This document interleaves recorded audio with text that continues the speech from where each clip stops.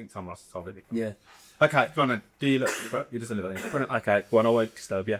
I'm not doing the intro. I go on to the intro. There's no intro. Is that the intro? The intro is, there is no intro. There is no intro today. This is the Business Club B2B Series 3. It isn't an introduction. Sounds like one. Mikey B, a.k.a. Michael Buzzard, a.k.a. Sam St Andrews. Welcome. Cheers, mate. How you both doing? Hello, mate. All right. All right. Good. I'm all good. Relax. Yeah, I'm good. We're amongst friends. Yeah, we are. Yeah. Grimshaw friends. Yeah, well, you don't go back to Grimshaw, mate. Yeah, there'll be some stories to tell there if we go back and talk about Grimshaw. Did you in Sam yet? We was actually in the same year group, weren't we? Yeah. Kirby Lewis Moore and White. We go way back, haven't we, mate? Yeah, we do. Yeah. Try. Too long. Too long. No, too many stories about one, right? So, obviously, yeah, we all know each other. We are at St Andrews. You are the Saints of Matchday. Where did it begin? Where did you first want to be a DJ? How did it begin for you? Master DJ. Yeah, it's not a very glamorous story. Literally, my dad was a DJ, as you probably know that anyway. And I got into it just by being his roadie, like slave, like child labour, basically. It was back in the day when I was probably 13, 14, just going to gigs, learning the trade. He let me play like some music and some gigs and stuff. So, and then this is even more unglamorous and uncool. But then my grandparents used to have a New Year's Eve party in Shard End, yeah, for the family. And then they asked me to, when I was... No, it wasn't. It wasn't the ground, no. But they asked me to DJ that New Year's Eve party for the family. And I just coupled together. My dad gave me some of his hand-me-downs, some old equipment. And I just, just DJ'd. I mean, I remember playing, I had a box of CDs and it was probably 10 albums, a lot of Now CDs. And I kind of ran out of good songs to play. I remember playing Cotton Eye Joe on repeat. Which is when you start taking a look. Yeah. No, this isn't going to be a career, but literally, and the other family loved it, and I did that for years. But that's genuinely the true story of it. Like Cotton Eye Joe, we played for years. Yeah, that's where I am. Boy, I'm here now. But yeah, I played Cotton Eye Joe, and then every year then I did that for the family, and that's genuinely how it started. It was just a family get together. Do you want to DJ? And I was really quite shy and reserved. I wasn't really into being a DJ. That wasn't what I thought my career was going to be and my future. I just thought, go on, and I'll do it. And yeah, and that's where we are now. So that went, and then it snowballed. Then from there, I used to just do hand-me-down like jobs that my dad didn't or couldn't do or whatever. And he said, "Oh yeah, my son's a DJ," and then pass them on to me, and then just build up get people on board then to say, "Oh yeah, he's good," and then just word of mouth just got round, and then I got busier and busier. But I always had a day job. It was always a part-time thing. It was never a full-time thing. It was just do it at weekends, do it as a hobby, and I enjoyed doing it. And it was never ever going to be a career. That's literally how it started. What did you think was the career? I didn't know, because going to Grimshaw back in the day and having a careers meeting with whoever it was, or a career, like a little get together in the library to say, You wasn't the scuba diver that you no, but no one ever said in a careers meeting that you could be a DJ as a career back then. Maybe they won't say now, but it was always like, this and this. So like, do your A-levels. I didn't even do my A-levels. I didn't do very well in my GCSE, so I stayed on a little bit longer at school, but then got I did a GNVQ in leisure and tourism. Concrete. Yeah. Where's that taking me? You were after that. Yeah, I thought I was going to be going to be a rep in Ibiza or whatever. I don't know what I was going to do, so I just did it. I think I remember the guy from one of my best mates from school. You both know Sean Vaness. So me and Vino, call him Sean, me and Vino both did this GMVQ in leisure and tourism, and both passed it with flying colours. Mr. Davis, but we had no idea why we did it. It was just to get the grades to move on to A levels. But then when I got to A level point, I was like, this isn't for me. And then the job, like, I didn't know what I wanted to do, so I just went into, a bit like a lot of people, just went into jobs that I hated, like retail. I worked in insurance, I worked in mortgages, 9 to 5, going into an office, just sitting there. And I was literally like more interested in like going out DJing, and that was my thing, I think. And then I was doing late nights and then coming in, going to work at 9 a.m. and being in a disciplinary for being late, or Working that every week. Yeah, and they're like, oh yeah, you're not really concentrating on the job that you're paid to do, because my heart wasn't in it. I wasn't interested in doing that. And I look back at that now and think, yeah, maybe like I should have done it sooner. So, and then the to move on to the DJing thing, I was doing insurance for a long time, and then I was DJing in a few clubs in Birmingham. So I DJ'd at a club called DV8 back in the day, and that club was open. Well, if anyone knows that club that like watches this, or that club used to be Thursday night, £8 in, all you can drink. And yeah, I know. Saturday, That's a little bit. Yeah. Saturday night, £12, all you can drink.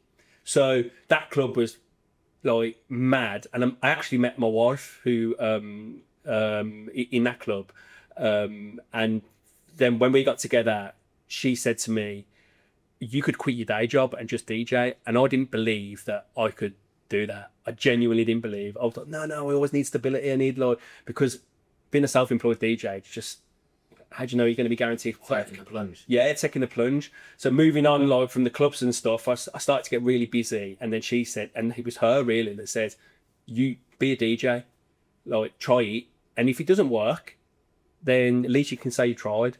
And here I am now today, like what's that, 20 years ago, and I'm still here now. You had residency at Harvey Nichols, didn't you, for a while as well? Yeah, so I got into, again, it goes back to the school thing again, because JP, John Paul McGurk, I'll name drop him on here. JP worked at Harvey Nichols, just said we need a DJ in store, and then I started to DJ in Harvey Nichols, but then that got me into open loads of different avenues, because I got to meet loads of different people who could afford to shop in Harvey Nichols. yeah, there's that as well. But and Jay and if anyone knows JP as well, that Jay knew a lot of people, and JP knew how to like Hendry and that one. Yeah, like he was good friends with Lee Hendry and loads of the loads of the Villa lads and the Chelsea lads and all those people, all the different players from all around the country. So he got me in with a lot of people to say, "Oh, I've got a DJ that I know, use him." And then that's where, like, so I owe, well, JK always says I owe him like my career basically, and I'm like, yeah, well, yeah, I'll probably do, to be honest. Possibly, mate. Yeah. You've got to, you can't turn up and just do crap, can you? You've got to be.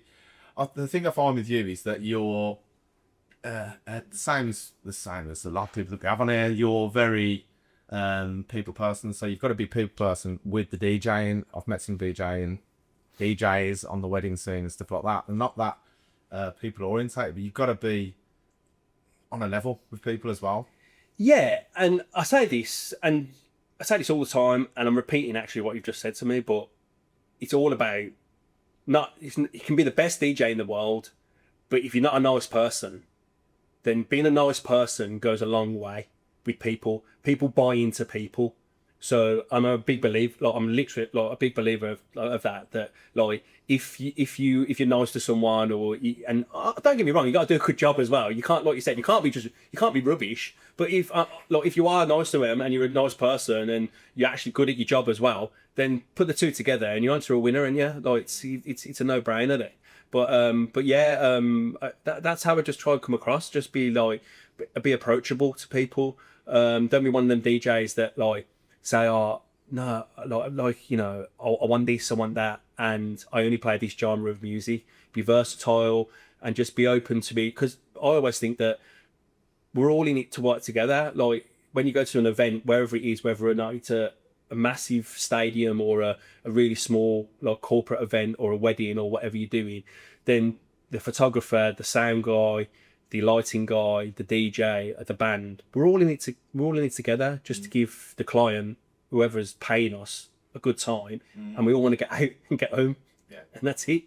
So let's just work together and be nice to each other. Been on one or two, haven't we, where it's been a bit like, we want this, I want that, I want this. You'll probably remember a few. Without naming them. Yeah. That's not best to talk about.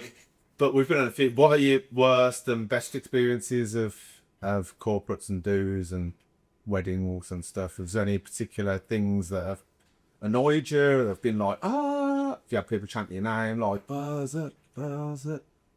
No one chants my name. Oh, okay. No one chants my name. When it's the end of the night. So what you got to remember is, and you know this as well, is that you deal with drunk people, like people that are literally just off the face at the end of the night. So the end of the nights are probably the worst, when people are saying one more, play one more, and I'm the person to blame all the time, because not the venue, because the venue have got a license to a certain time and you've got to stop and whatever, but they're like, play one more, and they call you all the names. Oh, Cotton Eye Joe again. Yeah. That's what we booked you for.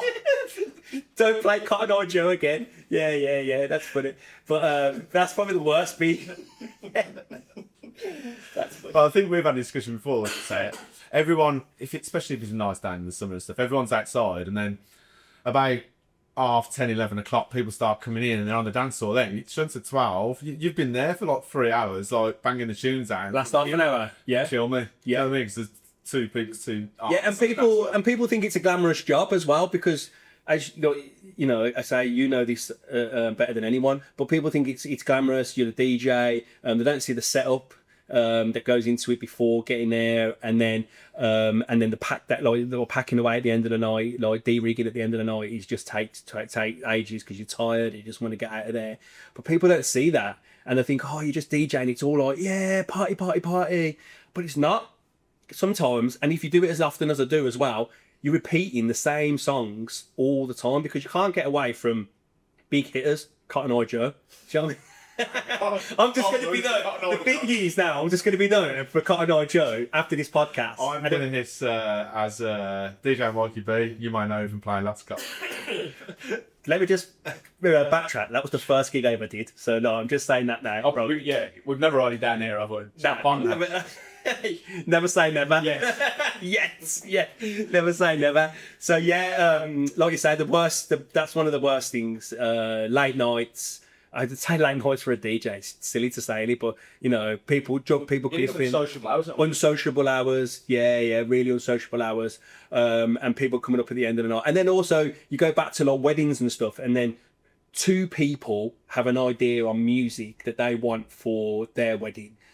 And then, but those two people, yes, and I don't want to sound bad, but those two people are there, they're paying your fee.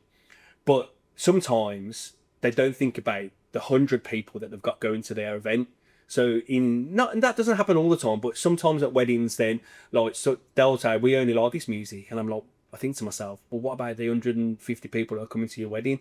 And then when I play that music, only those two people know. Don't play any year before it. Yeah. Sorry. yeah. But I suppose then you've got to use your experience to think, all right, well, let's bring it in a little bit and try and. But the problem is that you'll get asked if someone says don't play any UB40, someone will ask you during the night to play UB40. Yeah. And then you have to say, I've been told I can't play that. Yeah. And they're like, who told you? And then you get like what do you mean? Like that kind of thing. So so you just got to be. Gets on, like if you see the dance floor's a bit sparse and stuff, you've got to think, all right, let's try and get people up there and use your experience to try and go to them. And if you're playing heavy rock all night, and like people aren't, it's like 80-year-olds and stuff, like. Yeah, you've got to kind of go with the audience. Versatility, as in like being knowing. Part of the way I DJ anyway is just like reading a crowd. There's no set playlist. It literally just comes out the top of my head. It sounds really cliche, but it just comes out the top of my head. What I see, what I think will work, and I hope works, I just play and hope to God it works. Sometimes I'm not always, of course, I'm not always right, but sometimes I'm not right, and the dance floor will clear and I'm like, change it again, like, and then you'll hit on something else that everyone will dance to. So like you just said, you just have to be like open to playing stuff that you don't like, and then be able to change it whenever you need to change it. Yeah. So you've talking out kind of snowboards. You've been pretty much all over the place, and you're all over the world, haven't you? I'll say Europe. I'm not yet like Pitbull, like Mr. Worldwide. Yeah. No, I'm not that good. Never clapped for the USA. No. The Beatles sometimes. Yeah, no, not going that far. So he did snowball, and then I got put in touch with a party planner, wedding planner, a lady called Susanna, and she's absolutely amazing at her job. To do by JP again, put me in touch with her, and to do a footballer's wedding. And I won't mention names of footballers and stuff, but I did that wedding. Can't mention the footballer whose wedding either. Nah, I'm not gonna. There's a lot. Chop it off. Yeah. There's a lot of them, you see. So I just don't want to step on anyone's toes. Yeah. But I did his wedding, and then it was the case of, oh, you was really good. We'll use you again. And I didn't think anything would come on. His second wedding. Yeah. They didn't have a second wedding. It was only one. And then I became her go-to DJ then, and just travelled, doing really like high-profile, like England internationals, Premier League players, singers. All these like mad people, Italy, Spain, France, like, and ended up in like situations where I was just like, to be honest with you, I don't even know how I got here, but it's an amazing it was like the experiences of being in that kind of environment, in that with them kind of people, the setups and and working with different bands and sometimes different DJs as well. Amazing. And international artists, like like with singers and like people like that, and like it's just mind blowing. I was like, I went to Grimshaw. Like, how am I standing in Italy on a Saturday night, like DJing to all these guys? Mental, yeah. So yeah, it did snowball. It was like mad, and to find myself. But genuinely, one week I'll be there.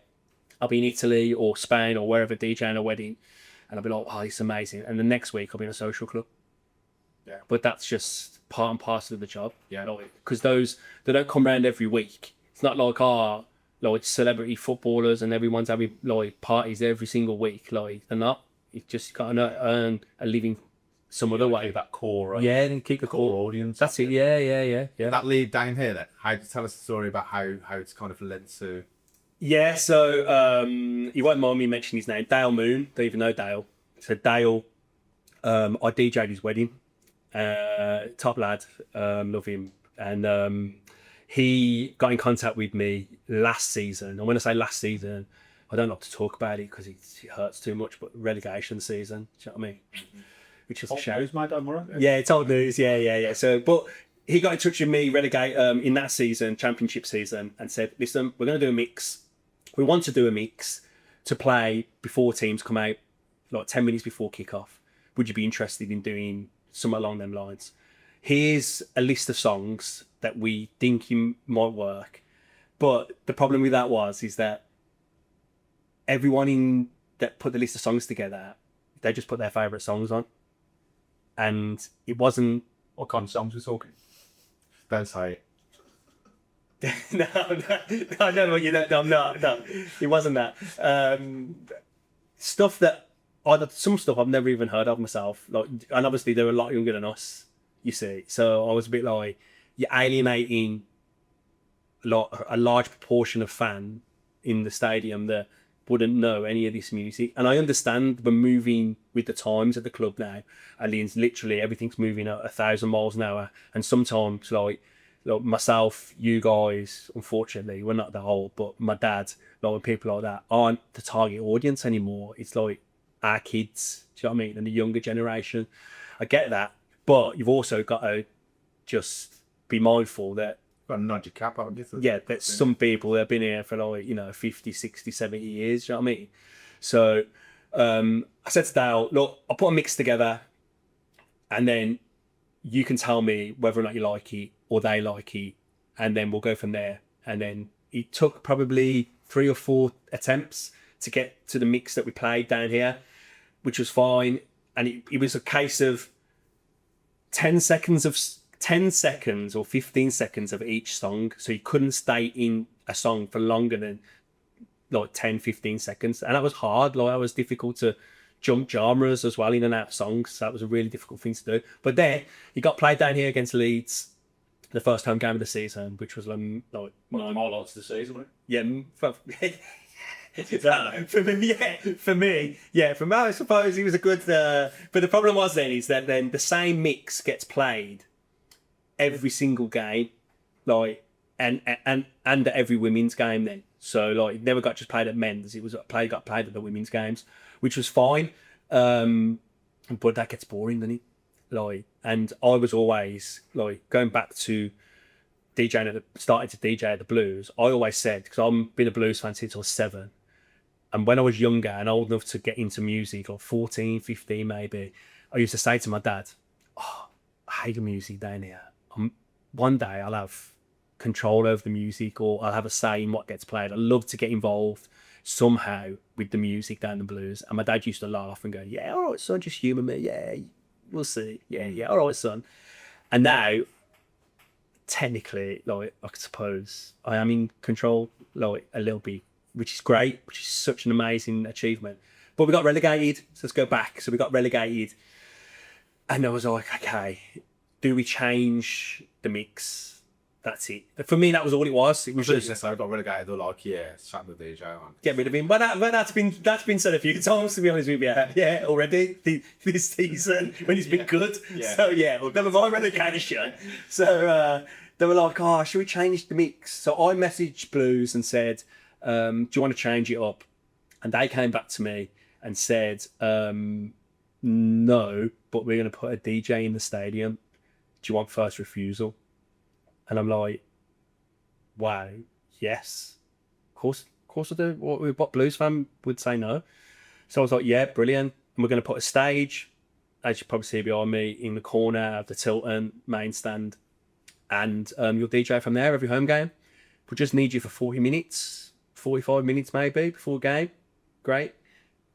But then what turned into a 45-minute set was, it just opened my eyes to another side of like DJing, because not only it's my hometown, it's my team, it's my team. It's just 28,000 people in here every game. All right, not every game, but most games now this season. So we're talking, I'm playing in front of 28,000 people. Basically, I'm like, if you add them all up throughout the season, how many people I played in front of? I probably played in front of more people than, I don't know, Shahira. established, yeah. EDM DJs don't play in front of 20,000 people every week or every other week. Yeah, but it's different. It's so different to DJing normal like events, like in a club or in a bar, or even in a festival, or a wedding or a corporate event. It's totally different. And this is why I said to you earlier that coming on and speaking to you guys was a way for just giving the people that watch this and like an insight into Matchday. So take us through for the viewers to understand Matchday as it was. So let me start off with bigging up everyone that's involved in the Matchday experience at Blues, right, at the moment. The Matchday experience team at Blues that I work with are amazing. And also, I'd like to say, we spoke about him earlier, and I hope he watches it, because Richie G, the Blues announcer, right, is probably the best announcer in the country. Ooh, exactly, yeah. His job, just the way he and I know I'm going away from DJ and I'm talking about Rich, but the way Rich presents, people don't realise how easy he makes that look and how easy he makes it sound. Like, it's not that easy, like, to speak in front of that many people, and the clarity of way he speaks. If you go to away game, we all go to away games, and you listen to different people. Well, we don't really listen, I suppose, but like, you hear people on the PA, you think, I haven't got a clue what he's just said. I've got no idea. but Rich is really precise, and you can hear everything that he says, and you can definitely hear that, like, when he say, you know, and the way he sarcastically says the substitutes, which everyone loves. Yeah. Like, do you know what I mean? So big up to Rich. Rich has been amazing since I've been at the club as well. So yeah, he's been great. But the process is so yeah, like, you get down early on a match day, do a quick sound check, and then we'll have a meeting just to go through a script, basically, to say like where we're going to start, where there's videos inside, where the advert's going to be, interviews with mascots and stuff like that, and then where my parts are in the process as well. And then I have an earpiece, which most people don't realise that I've got an earpiece in. And like I said earlier on, it's like being on This Morning. Like, they're talking in my ear constantly. It's just saying, oh, you've got 4 minutes, or you've got 3 minutes, and we're going to go to a video now, or we're going to go to Rich. And so sometimes if a song gets cut early, or my set gets cut early, that's a decision that's kind of taken out of my hands. And I just have Programming, yeah. Yeah, because something might have changed during the during that moment, or they might need to, you know, tweak something here and there. Clarkson's down here. Let's get him on the pitch quickly and have a quick. Yeah. So that's kind of, and then it turned into, oh, play a few songs before kick off, but then became, let's give you control over playing walkout music and keep right on, and you'll play that. And I'm like, oh God, I just hope that when I press play, it works. Yeah, to have that feeling of being that guy as well. Yeah. Did you have something? Was there an issue with one of the songs or something with the walkout music? We're gonna go into this, are we? No, well, I'd only seen Vino kind of having you back on Twitter, because I think you were getting a bit sick. Give powers, but Yeah, and throughout the season, look, throughout the season, I'm like we alluded to earlier, I'm very approachable. Anyone can come up to me and say, listen, I've got an idea, let's play this, or why don't you play that, or whatever. And I'm open to whatever you want to suggest. It's not like, oh, I'm trained only to play certain genres of music or certain songs or whatever. Look, I'm open to suggestions, I really am. And I don't do any social media. Not for any particular reason, I just don't do any social media, but probably a good thing after a few of the comments that I got sent by friends and stuff. But that, what you were saying, was before one of the night games, I think it might have been Cambridge at home, we had a discussion, not a professional, but like a real, like, you know, sit down at a table discussion. We had a discussion outside the fan park about music at half time. About walkout music at halftime, sorry, and I suggested just like maybe do something a little bit different. Absolutely fine. Like the Tampere gets played when the teams walk out. Let's just play something a little bit more motivational, whatever. And I said, oh, I've got a remix, a mashup, right? It's going to get loads of comments now about this. I've got a remix and a mashup of Eminem versus ELO. Right, everyone was like, "Oh, give it a try." You know, what was the worst that can happen? I mean, looking back, it was a good decision, but a bad one as well, because you've always got to push the boundaries. You know what I mean? You've always got to be like, "Oh, this is who I am." Like, change is good sometimes, and just because you're set in your ways doesn't mean it has to stay that way for 30, 40, 50 years or whatever. Let's just change it up and see, you know, and let's just see. Do you know what I mean? It wasn't a malicious thing, or I wanted to, like, you know, wreck a classic, as people said with the ELO thing. I've got utmost respect for ELO. They're absolutely, we'll all yeah. Do you know what I mean? Yeah. What a band! But that is the feedback that you've wrecked it. From some people, and others loved it. So we had people that I knew texted me and said it was spectacular, it was amazing, play it again, make sure we do it again. A lot of younger people were like, unbelievable. So it was like Lose Yourself, the vocal, and then the instrumental of just Mr. Blue Sky. And then, but the older generation didn't appreciate it. And then some people thought it was an accident, and some people thought, like, yeah, as in, like, Yeah, some people thought I just pressed the wrong button. Accidentally put two songs Together, and it worked. And like, yeah. Look, I was that good. I'm not that good, mate. So I just, and nothing was said about it. It wasn't a case of like, oh, like you've messed up or anything like that. It wasn't. No one ever said, oh, it was a mistake or you messed up or like don't do that again. It was just a case of, oh, you like ruffled a few feathers, and then it was a case of like people would just write, oh yeah, he did this, he played that tune, and oh, I don't agree with his selection of music on a match day, and then everyone puts their, Was you bothered? Is all publicity good publicity? Yeah, but it did bother me. Yeah, because because they're my own. Like, and we're all like, I'm a Blues fan, and I didn't want to disappoint anyone, and I still don't want to disappoint anyone. Like, and literally, we're all in it together. Like, let's ride this wave. Like, this season, last season just gone has been unbelievable. The change at the club has been unbelievable. Let's just ride it together. And if you're giving pelters to one of your own, what hope have we got? It's the internet for you. Yeah, that is the internet. But on the flip side of that, and I don't want to focus on a negative, because that was the only negative, basically, the only negative. And I've never played it again. No. Maybe I should play Cotton Eye Joe. Cotton Eye Joe into ELO. I don't. Cotton Eye ELO. Over key right alcohol. Yeah. So, I'd never do. I don't think I'll play it again. But I have been asked to do it again by various people to say, just do it.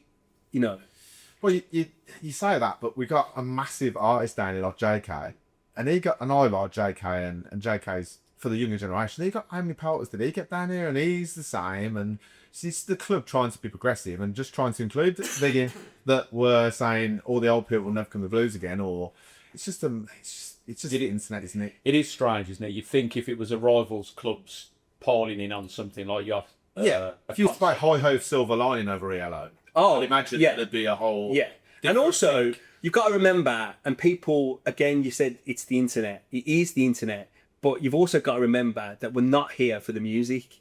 Yeah, we're all here for the football, to support the club, to support the team on the pitch, and that's what we're here for. And if I can offer some kind of entertainment before the game with like a few good tunes, like to get the crowd up for it, that's what I'm here for. But the music isn't the main thing we're here for. On the other side, people are noticing that you are doing something, albeit the concentrate on the negative, but I bet you don't get a lot of people messaging you going, oh my god, you play some bangers before the game, because people like to be negative on the internet, don't they? We've listened. You've mixed for the last game. I had about 4 or 5 different people sending me going, have you seen this? Have you listened to this shit? Yes. I listen to that on your thing, I don't know. I haven't got an individual count of how many people together. Yeah. About 4,500, something like that. I mean, the original one that got played, like the original 10-minute mix, has got about 10,500. Do you know what I mean? So it would just go through, just cycle through or whatever. But that was only on the back of we'll backtrack a little bit. We'll fast forward a little bit to the end of the season. So the negative was that one point, and then I got a couple of negative comments here and there on the internet that people would send me that I couldn't see myself, but people just send me anyway. But I just said to them, don't send them. I was going to say, that's lovely that. He said, on social media, so you're not interested. So you get a WhatsApp off friends and family. Yeah, look at that guy. There's a laughing face. Yeah, they're all like that. Yeah. So I'm like, oh, just don't send them me now, because if I'm honest, like, and Kev, you just said it. I'm not that. I am bothered, but I've got to grow a thicker skin because it's new to me. Yeah, it's unexpected though, isn't it? Yeah, and I just think, and the comments I've had this season, of the comments have been sent again. Knock it off, Dad. Yeah, from away fans, right?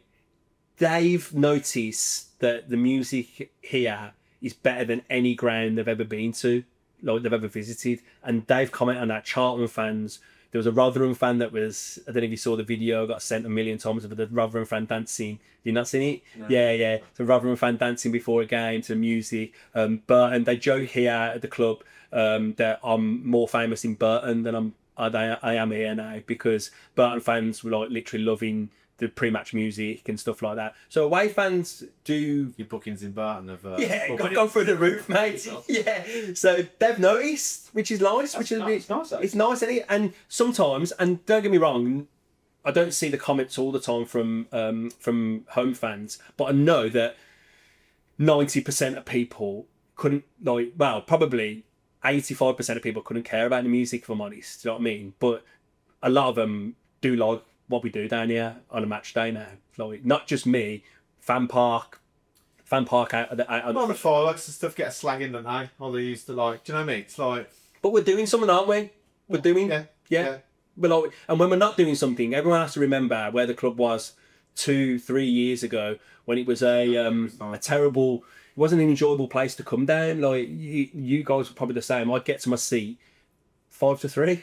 It was a 3 o'clock kickoff, and I wouldn't entertain coming down here to meet my mates for a drink or something to eat or whatever, entertainment or whatever. I wouldn't even give it a second thought. I'd just be in my seat. I was bringing corporate clients down here during them dark days and just apologising the whole. That's loads. Suddenly that's so much business.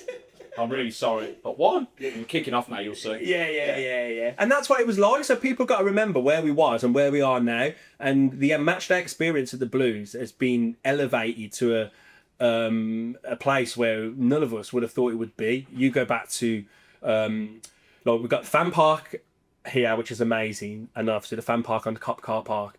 And then you've also got like stuff on a match day, fireworks, JK. We had UB40 last season, which were unbelievable. We had. It's a hobnob with all them. Did you? No, I wasn't involved in. No, unfortunately. Did you hobnob with JK? No, I saw him. He passed me. Yeah, that was it. But then also the firework, and then the light show before the Bradford game. That light show, really cool and stuff like that. So yeah, we're doing stuff, and I've been see how good it looks on the Wrexham documentary as well. Yeah, you watch that? That looks incredible, I think. Yeah, brilliant. And like. And obviously the documentary's coming up for here as well. Yeah, and the documentary's going to be from here, and it's just you're going to the face of it, and yeah. Comparing the Wrexham one with like the DJ there, have you had any like Newcastle game? They said to me pitch side on the Newcastle game, are you Mikey B? And I was like, yeah. And they were like, oh, we're on our list to film today. And at that point, no one had mentioned the documentary. I didn't know anything about documentary. And I just said, oh, are you from the BBC? Like, just to the guy. And the guy had this massive camera over his shoulder, right? And like, you know, one of them ones that you walk around with. And I said, you from the BBC? And he said, no, I'm from the club. I thought, your camera's too big to be from the club. We haven't got those cameras here. Yeah, I've not seen that camera all season, but I'll go with it. And then at the Newcastle game, then he literally filmed me for ages. So I kind of maybe like I might get a snippet of me in the documentary, like or something like that. Which I'm hoping to be as famous as the Ukrainian coffee shop owners in the Wrexham documentary. That's the question. I don't want to be famous at that level. I don't want to be famous at all. Do you know what's funny about it? Like, I know you're going to get onto it now in a minute, and you're going to ask me a question about it. But after DJing here and then doing Wembley, after Wembley, I was in Sainsbury's, and a lady with her kids just said, "Oh, excuse me, are you Mikey B, the blues DJ?" And I went, "Yeah, I am. Yeah." And I was like, "I loved you. Oh, the music was amazing." What have you done Saturday at Hello Track? Dropping shocking everyone. Yeah. And I was like, yeah. And then I just went home to the wife and I said, oh, someone recognised me in Sainsbury's, and she just asked me to empty the dishwasher. You need to be brought back down. Down a level. You need to stay grounded. You need to think superstars. So yeah, I don't want to be famous. I don't want to be like the coffee shop owners in the Wrexham documentary. I'm not like just get on with it. Like, do my job. Tell us about Wembley then. Oh, What's that sound system like to work on? Chaos. Yeah. It was muted before. I always joked with the team here that, if we get to Wembley, I just kept on banging on. If we get to Wembley, please let me play Wembley. Imagine me DJing in Wembley. Oh, it'll be amazing there, yeah. And then I owe so much to the team at the Blues for just giving me the opportunity to play, to even say we've pulled a few strings because the problem is that They got a resident DJ there. they've got a resident DJ at Wembley, yeah. But the problem is that the EFL didn't want to be like the EFL had to be fair to both teams, and Peterborough didn't have an in-stadium DJ, so we do, and so that's where the guy from Wembley was used as kind of their like He came in after to do to be the kind of he there like we got 2 DJs, it's fine. So I got the opportunity just to DJ there, and the day, and as we know, everything leading up to the day and the day but before the game was unbelievable. Half 90 minutes of it all. Yeah, except for the football bit. Yeah, exactly. Yeah. Which, as we all know, and we won't go into too much detail, but being the favourite in a game isn't always the best, is it? Not for Blues, anyway. It's not our. Well, Barry Fry was happy at the end of the game, what he said. Yeah, and that's what. But on a personal level, for me, the experience of just to say to people, I've DJ'd at Wembley Stadium. We only had 8.5 minutes, right, to fill. Each team gets an allotted time to do what you want to do, and we decided as a team that we would try and fit. Because what happens is that if you've got that short of a time, you just play one club song, and you do team read, and then a video. But we decided we'd do 4 club songs, team read, and a video as well. Let's fit it all in. Let's fit as much as we can into that time. So it was like, oh, we'll have 20 seconds of that song, and then we'll have 10 seconds or 14 seconds of that song. But the biggest, which no one would really know, like as a fan, the biggest thing was in that 8.5 minutes, we had to include Keep Right On. And if we didn't hit our timings, Wembley would have just played a generic song, like, no diss to Ed Sheeran or anything, or Taylor Swift or whatever, but something over Keep Right On, then that would have been... That could have been the remix you've been waiting for. Yeah. That would have been an absolute catastrophe, because then people would say, whose fault was that? Or who did that? Snapshot. Yeah. So we was really conscious about fitting in Keep Right On, especially when I cut it off and everyone sings into that for that wow moment, basically. So that was a bit of a nervous, always like, oh please. And obviously it's not just like the guys from the Blues that are there. You've got Wembley production in front of you, like, you know, counting down with their fingers in front of the camera. I've got a camera in front of my face, literally, it's just staring at me. I look up at the big screen and I think, oh, look at the size of my head. Feel yourself going broke, right? Yeah, I think guys, he's back. And Which on the screen, remember? yeah, What time? continuously, like What time 2:30. Was it? Yeah, I don't think we. Did you go in there? But that you were massive.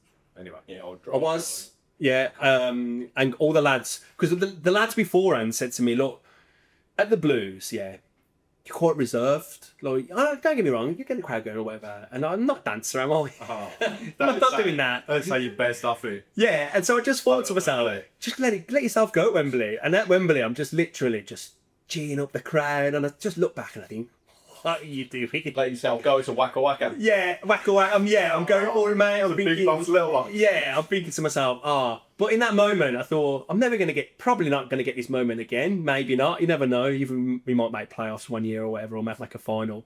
But yeah, I just want to make the most of it. Sure, I'm gonna say sure. Yeah, just Paul Tate all the way. But yeah, it was an amazing experience going pitch side at Wembley, in front of like 70,000 people in the stadium, been on the big screen, and just saying that you've DJ'd. No matter if I played one song or 20 songs, I've DJ'd at Wembley for my club. Like, there's not many people or many DJs that can say they've done that, which was just. And going into the fan park, it wasn't just in the stadium. I went out to the fan park as well for 45 minutes. And literally I played in the fan park, and that was amazing as well. It was just like, oh my God, everyone's so up for it. And everyone was so deflated after the game. These things happen, that's what ball is. Yeah. So what advice would you give to someone wanting to be the next Mikey B, wanting to follow your line of business? Yeah, don't start with Cotton Eye Joe. But if that got you to where you are today, Yeah, on the shoulder of giants and all that. Yeah, I'd just say to just be yourself, like literally, just also be really versatile. Like, and going back to what we said at the beginning, like also be really versatile. Be like be approachable. Yeah, just be open to. It's not. It's again. I go back to the blues thing, but like you got to remember you can't please everyone. Do you know what I mean? And like literally, just like everyone's got different taste in music. Like so you can't please everyone. So yeah, just be yourself and just do what you think. I mean, I say do what you think's best. But going back to playing the ELO remix or whatever, that probably wasn't the best decision I made. well, great art evokes discussion, though, doesn't it? Yeah. So it might be it comes out the archive many years after your time was gone, and someone goes, "Wow, look at that!" It's been way ahead of his time. Yeah, maybe. But I don't think that would happen. Great art polarises, doesn't it? Like I say, you can't please everyone. No, you can't. And But if you don't have a go, you'll never know, will you? exactly, yeah, and that's it. Like over the years, like doing the stuff that I've done for different celebrities and different footballers and DJing here at the Blues and stuff like that. I've not done anything different. Like from when I started DJing for my nan and granddad when I was 16 years old. I've just been myself. I know that sounds cliche, doesn't it? But it's just like I just do what I do, and hopefully it works. And over the years, just found that this kind of it's like a thing where I fell into that works. So like I find that it's not that I find it easy. People say I make it look easy because it's just a natural thing for me to do. Do you know what I mean? It's not forced. It's just like, and I know we're going back again to the Blues, but people said throughout the season, I've had comments like, no thought goes into the music down the Blues. Lovely. Yeah. It's the same music every match day. And I understand what they're saying, but number one, you can't get away from the big hitters. So we're always trying to keep it upbeat. Like, Waka Waka one's quite good. yeah, Stansfield. So, and I would always try and play songs for I listen to what we're singing, play songs for players. So Waka Waka, Rocking All Over the World, Awata and Pake Sungho, Give It Up, Case in the Sunshine Band, Push It, which is Willem Willemsen's song, Hey Jude, I'll always play, and then obviously Forever True. And then in my sets prior to kick off, then I'll always try and include somewhere Birmingham bands. Yeah. So Streets and stuff. The Streets, JK, UB40, Musical Youth. Might throw in a bit of Bitty McLean. Do you know what I mean? Oh, yeah. And then ELO, not obviously Mr. Blue Sky, but any of the others. So any Birmingham Ocean Colour scene, but then you've also got to be careful not to play songs from other clubs or songs that people associate the artist for the band being fans of another club. Sabbath. Yeah, because people will say, "Oh, they're Villa fans," or do you know what I mean? And You never accidentally hit a Rotherham song when you got the Rotherham fan jig in. nah, I think he was dating to maybe he was dating to it was another remix. I think it was Sean Paul. I think he was dating to Sean Paul, and he's not from Birmingham. No. But I never went to Grimshaw. no, he never went to Grimshaw either. But yeah, that's it. And but so what I do now is of a match day to please everyone is just to I'll play a section of music right at the beginning early of the Jam, Madness, the Smiths, and whatever, and that keeps kind of the older fan happy. And then as it gets closer to kick off, ramp up. Whose decision was it to change the Keep Right On to the slow version right at the beginning? Was that your decision? Because that's only recent, isn't it? It was never discussed. Right. It was just not to my knowledge anyway. Maybe it was discussed, and I wasn't in that discussion. Nice. But that is probably one of the best things we do, I think. If I'm honest, that track now is old and probably needs remastering, as in we need to find a way of cleaning the track up because it's all crackly. The track's crackly. Yeah. The track's crackly because it's so old and it's like. I think that adds to it. I think so. Adds to the vintage feel. Yeah. It is very vintage, but again, my thing down the blues was always, and one of my pet hates before I DJ'd here was when we're singing, or the fans start to sing, no one would turn the music down, and that would wind me up. Because you're trying to keep an anxiety, just I'm like, mate, just turn the music. As soon as the songs start, like for me, as soon as the songs like start to be sung on the Tilton or on the Cop or wherever anyone's singing, drop music, mate. Just drop music. You'll notice then if during the Tampere as the teams come out when we go blues, I'll drop the music and let them sing. Or if there's a moment where I think like as the teams come out, and then back up, but then they start singing like. But Mansfield, everyone like always goes back to Mansfield game because of the scarves and whatever, and the atmosphere was incredible. But that Mansfield game, as the teams come out, I couldn't hear anything for a start off because it was so loud in my earpiece. But they were like, go, go, go, go, go, be Tampere. But the crowd started singing Champione really loud, and I was like, this is the moment. This is the moment where you let the crowd, let it breathe. Take the earpiece out. Just stood there, yeah, like, this is amazing, yeah, unbelievable. But everyone goes back to that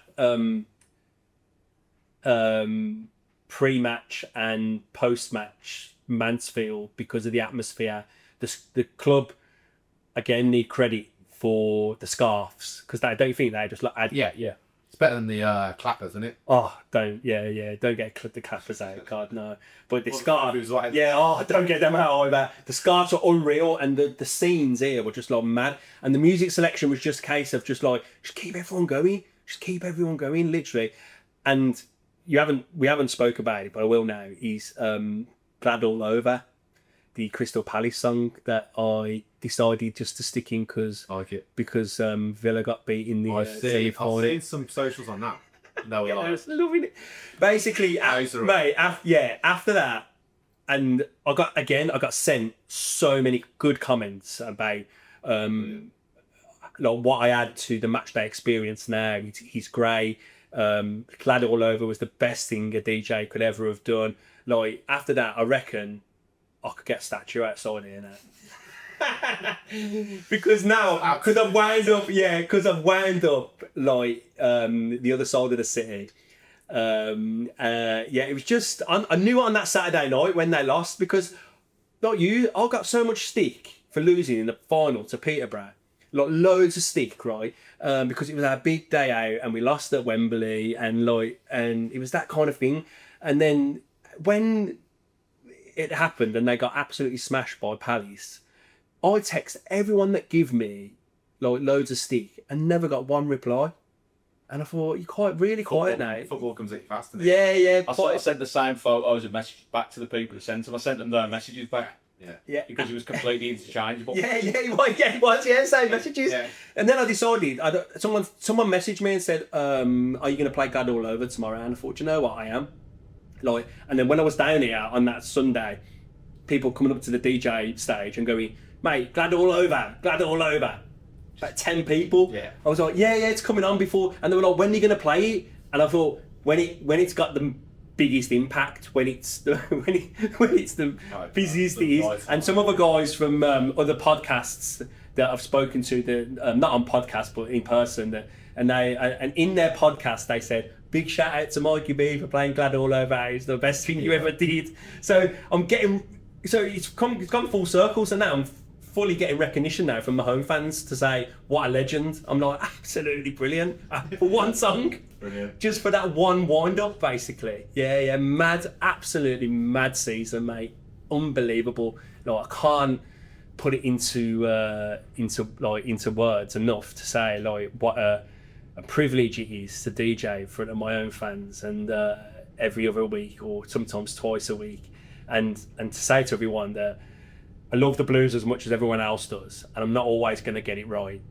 And I'm just there just to ride the wave and hopefully DJ when we're back in the Premier League.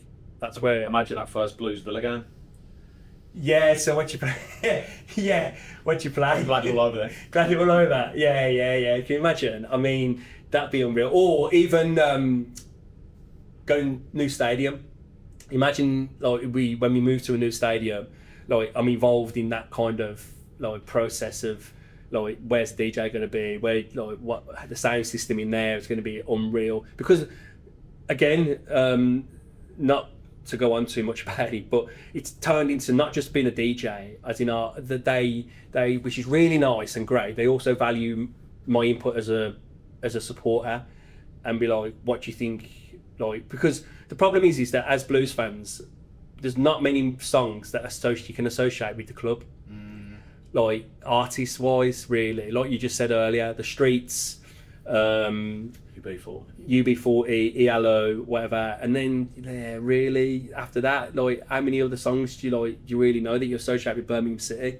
Not many, and the ones that are like people talk about, like there's a song by I don't know if you've heard it, by Harvey Andrews called Good Old Brummagem, or Home and Away. You ever heard that? Them songs, or We Are the Lads from the Tilton, like them songs are really dated songs. So if you start, so it's not really kind of songs that you want to play. And the songs that Tom Ross and Ian Dancer did together are great songs. Like they did We're on Our Way. And a whole mixtape. Yeah, that's it. Yeah, they did like a whole mix of like different songs. Really way. That's it. Yeah. And they were great songs, but that was like what 91. Yeah, 20 years ago, probably 25 years ago. So we're talking like a long time ago. And no one's ever. I always say like no one's ever done a modern version of Keep Right On, like a one that we could use, like an acoustic version of Keep Right On that we could use down here. Because some people do say, I know you love it, Chris, but that version of Keep Right On is dated. Some people say, it's too old. No one knows the first verse. But I do think... But when it goes off there, from that, yeah. When it builds up, and that last bit when everyone just... And the team are in a huddle in the middle. Good size, nice timing. Yeah, the timing's like go back. And then people don't realise that, like literally, like I said, Keep Right On has to be played just as the team decide to get in a huddle. So when the last bit comes, they're getting out the huddle, because once they start the game, even if the team's been announced, it doesn't matter. It's irrelevant because you can go over that kind of. Yeah, but my theory on it is, which is right or wrong, is that once the team kick off, they're zoned into the game. Yeah, I was going to say, has your backside ever gone? You know, when it's overlaid into the game, and then we went through a spell of conceding quite early, didn't we? For a game. Yeah. So they kick off, they're coming this way, we're still singing. Like, what happens if they score before finish there? Yeah, and I just your fault. Yeah, my fault again. That defender, that short pass, Mikey B. Yeah, that's what I think. But I said to him, it's got to be over when they come out of the huddle, because then they're listening. Like they're listening, and it gives me goosebumps just like when it comes on anyway. So like if they can hear it when they're just waiting for kickoff, then that's the moment it has to be played. That was going to jacked. Yeah, imagine like being on there like that. Amazing, unbelievable. Thanks for your time, mate. Anytime. Keep right on. Anytime, keep right on. Loved it. Good luck for next season. Cheers, mate. Yeah, I'll be back. 100%. I look forward to hearing your DJ voice on the wedding scene. We haven't touched them on it, but I'll keep that on the down low. Literally, I don't try not to talk too much. You should be straight on here. You can't be doing that voice, I know. Through the street, through the built. Yeah. Oh God. Yeah. Right, That's so thanks, mate. Nah, anytime. Thanks for having me. Thank you. Well, as well. Cheers, mate. Cheers, lads.